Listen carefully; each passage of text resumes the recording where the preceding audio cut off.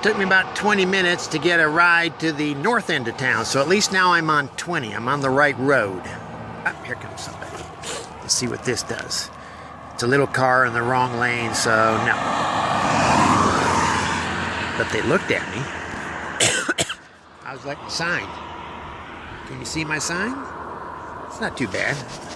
Well, I got another ride, my second ride from a guy, a Native American named Red Man, literally. And so another 24 miles closer. I got another 16 miles to go. So I made it through Sisters. And I'm getting closer. My sign now just says PCT. I've dropped the Sisters part because I'm already through Sisters. So now I'm down to just PCT.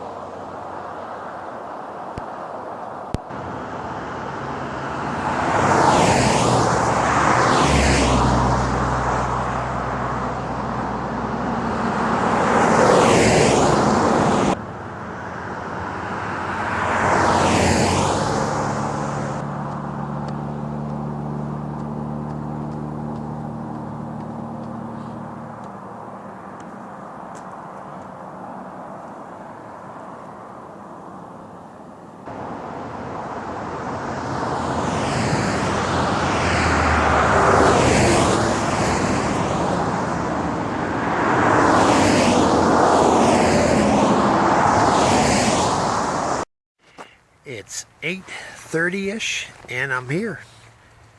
So I'm very fortunate to have made it this far and this early. Food, water, and priceless advice.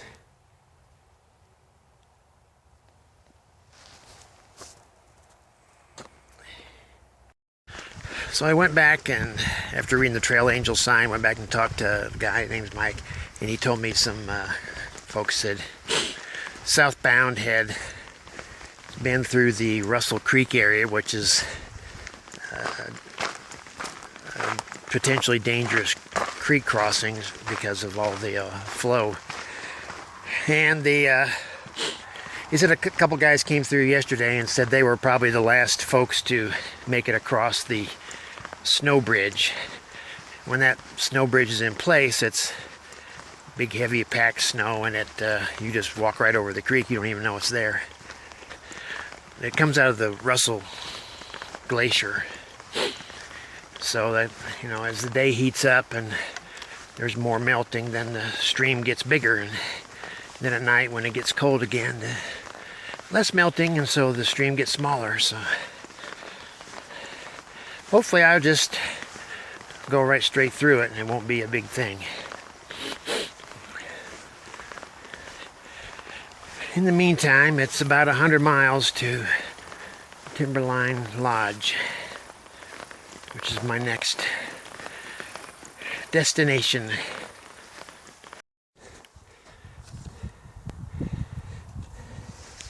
In a different wilderness area today, Mount Jefferson,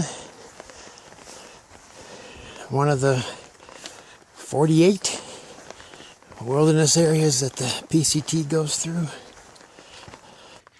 Just met some southbounders who I was asking them about Russell Creek, and they said that the snow bridge is not much left of it. It's too dangerous to cross, but that at around 1 or 2 in the afternoon they just walked over the creek using some rocks upstream. So that's real encouraging to hear. So it puts my mind at ease a little bit. A lot of low-level clouds here mid-morning. So low-level moisture, which could add fuel to possible rain later.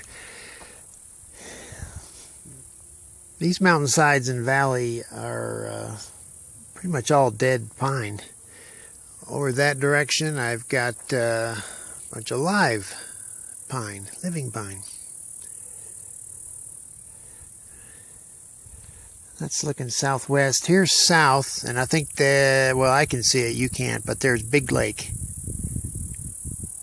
And the sisters to the left to that.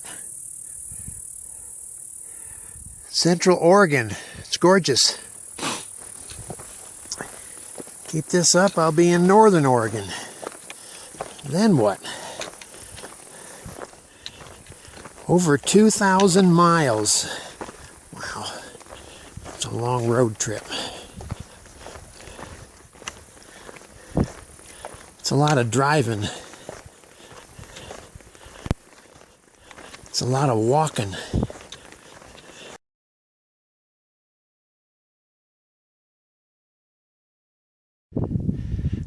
Three Sisters got some build-ups going already.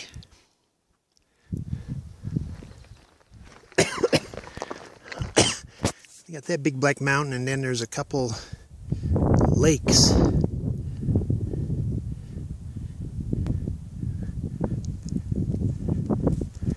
I'm heading this way. 6,200 feet. Starting to run into snow. Boy, the face on that mountain is just amazing. Even an animal trail way up there.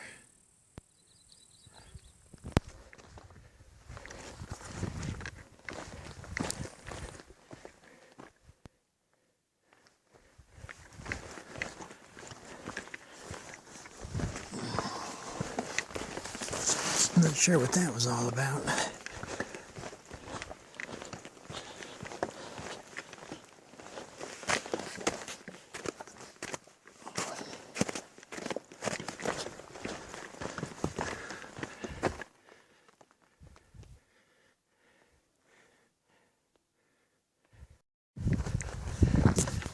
Well, something's happened to the trail here.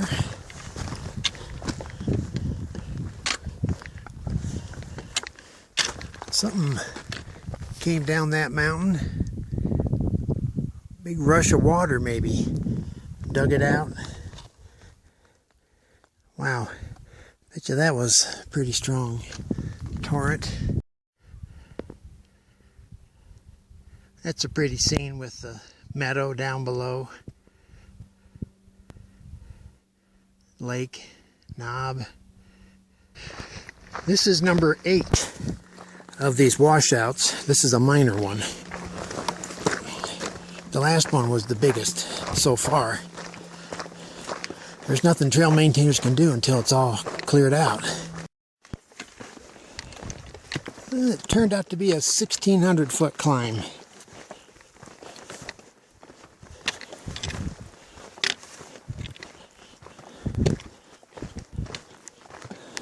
About to head over into a new valley. Here's the old one. Spent the morning looking at this. Just beautiful. A few lakes. Lots of trees. Crossing over now. We may have to go up some more. I see a bunch of snow in my future.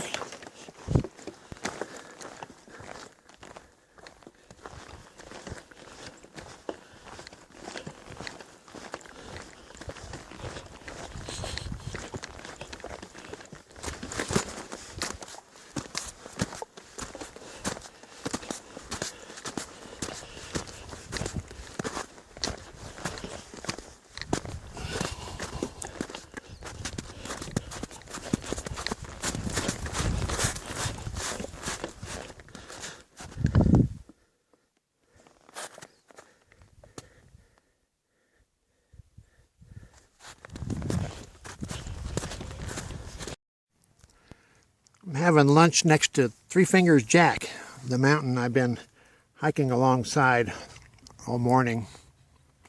Now, I'm finally at the top. Earlier I wasn't, as one of those fake tops. Had another 100 plus feet to go. So it turned out to be about a 1,700 foot climb. And after this, it's a series of switchbacks down, down, down, down. But I can see stuff starting to build up there, the clouds. Well, I was about to say there's a lake with nobody, but I see a little orange tint.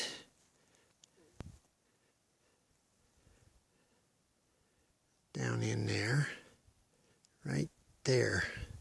It's hard for me to see with the sun. Beautiful day. Clouded up some. No rain yet. It's an interesting forest that grows mostly dead trees.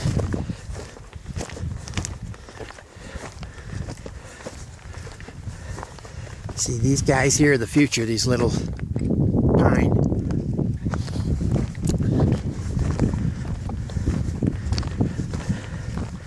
Come back in 20 years, they'll be all grown up. Just a small bit of green forest that didn't burn down in this large area of burned old trees. Maybe it lasted about 100 yards.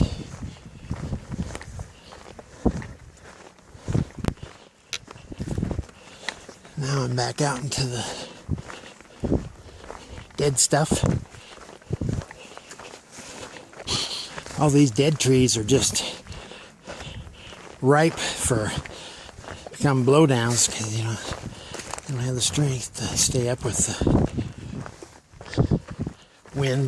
winter storms. I appreciate the maintainers that have cut these big logs. This is a wilderness area, Mount Jefferson wilderness area, so all these trees have to be cut by hand, no chainsaws. And you can tell when the pile of sawdust is right there, right at the edge, that they've cut all these trees with just a regular cross blade saw with two people, or a big hand saw. If it's a chainsaw, then that sawdust would be flung all over the place, but they're not allowed to use them. Now there's that 3-finger jack that I was hiking beside all morning, and then someone, I think her name is Camelback, I think she said that up there where I had lunch was Porcupine Ridge or something. 440 calories, 200 calories from fat. Blackberry pie. All-American pie. These pie, you know, apple, peach, blackberry, 440 calories. 58 carbs. 55% of the saturated fat that I'm going to need for the entire day. A lot of sodium too.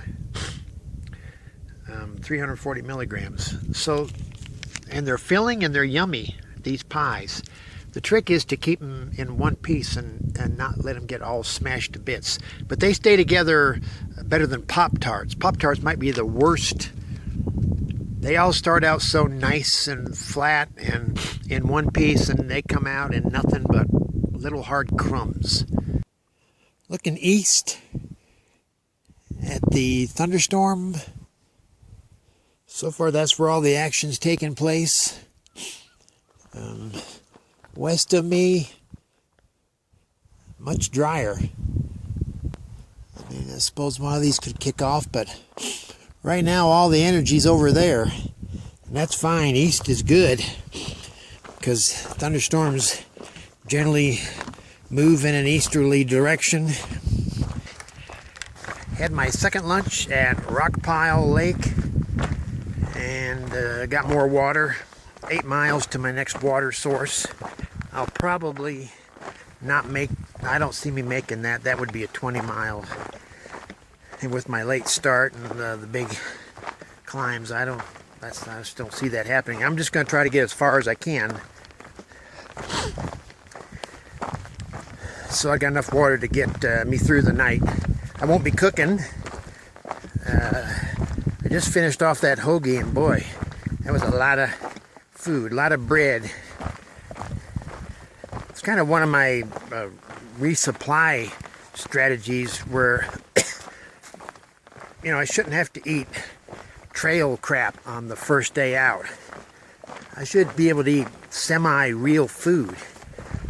So for lunch, yesterday I do my grocery shopping on the last day of, and I picked up a hoagie.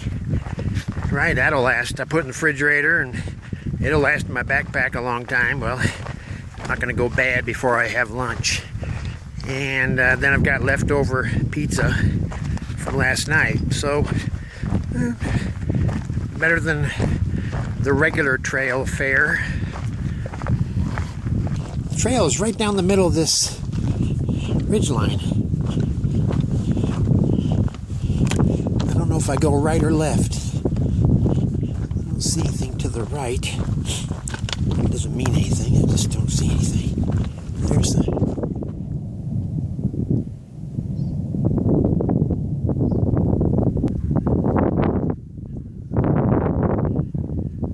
southbound guy.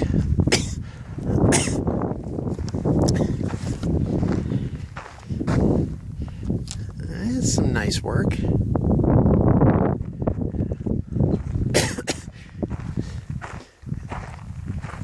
This says I heart PCT.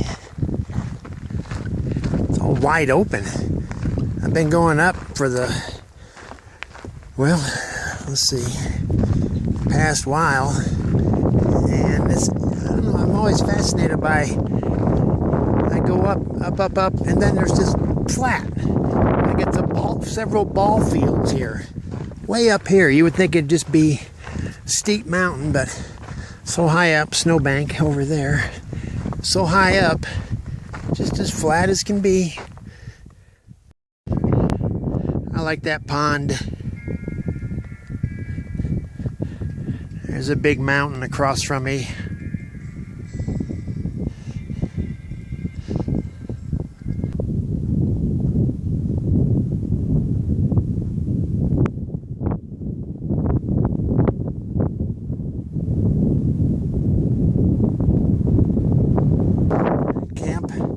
Site here. Yep, perfect. Another one or two that way. That's just stunning.